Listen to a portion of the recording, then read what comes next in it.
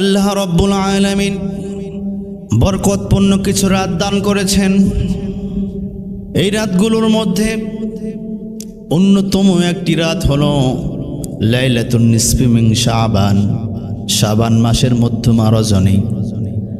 আমরা বাঙালিরা বলি শবে বারাত, আমরা বাঙালিরা বলে থাকি শবে বারাত, কিন্তু এই শবে বারাতটি আল্লাহর ভাষায় যদি আমরা শুনতে চাই, আল্লাহ রব্বুল আলামিন বলেছেন লাইলাতুম মুবারাকা, মুবারকপূর্ণ রাত। আমার প্রিয় ভাইরা, এই শবে বারাতকে আমার নবীজি বলেন, আমার নবীজির ভাষায় এই শবে বারাতকে বলেছেন লাইলাতুন নিসফি মিন শাবান, শাবান মাসের মধ্যমা রজনী। শাবান মাসের মধ্যমা রজনীকে আমরা বলে থাকি শবে বারাত। আমার প্রিয় ভাইয়েরা, এই লাইলাতুন নিসফি মিন শাবান একটি গুরুত্বপূর্ণ রাত, মহামান্বিত রাত।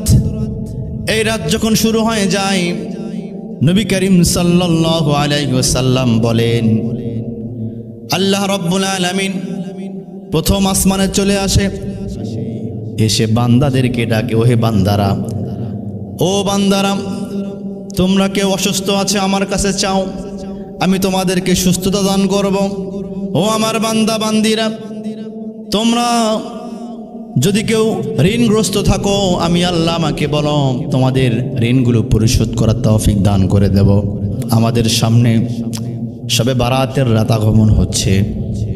এই শবে বারাতের রাতে নবী করিম সাল্লাল্লাহু আলাইহি ওয়াসাল্লাম বলেন, বিভিন্ন মুহাদ্দিস নিকরামরা তারা বলেন, শবে বারাতের রাতে আল কোরআন আল কারীম তেলাওয়াত করা এটা ভালো কাজ। দ্বিতীয় নম্বর হলো আল্লাহর জিকির করা। তৃতীয় নম্বর হলো নফল নামাজ আদায় করা, নবীর প্রতি দরুদ শরীফ পড়া, এগুলো হলো ভালো কাজ। আমার প্রিয় ভাইয়েরা, নবী করিম সাল্লাল্লাহু আলাইহি ওয়াসাল্লামের প্রতি দরুদ এবং সালাম পেশ করা এবং রাত জেগে জেগে নফল ইবাদত করা, নফল নামাজ আদায় করা, আর আল্লাহ রব্বুল আলামিনের কাছে প্রার্থনা করা, দোয়া করা।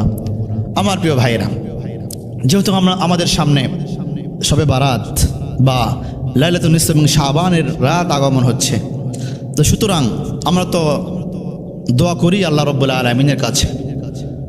তো আজকে একটা বিষয় বলি, এটা মনে রাখবেন সবাই ইনশাআল্লাহ। বিষয়টা হচ্ছে যে আপনারা আপনাদের যেটা সমস্যা আছে, এই সমস্যাগুলোকে আপনারা লিস্ট করবেন।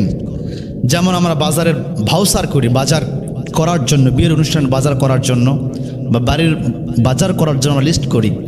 এইরকম আপনি যে আল্লাহর কাছে দোয়া করবেন, এই দোয়া যে করবেন এটা একটা লিস্ট করবেন। আপনারা আপনার সন্তানের জন্য দোয়া করবেন, আপনি আপনার নিজের জন্য দোয়া করবেন, আপনি আপনার স্ত্রীর জন্য দোয়া করবেন, আপনি আপনার বাবার জন্য দোয়া করবেন, আপনি আপনার মার জন্য দোয়া করবেন, আপনি আপনার মেয়ের জন্য দোয়া করবেন, আপনি আপনার নিজ গ্রামের জন্য, এলাকার জন্য দোয়া করবেন।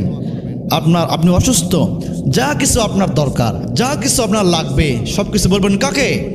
আল্লাহ রব্বুল আলামিনের কাছে সব কিছু খুলে বলতে হবে।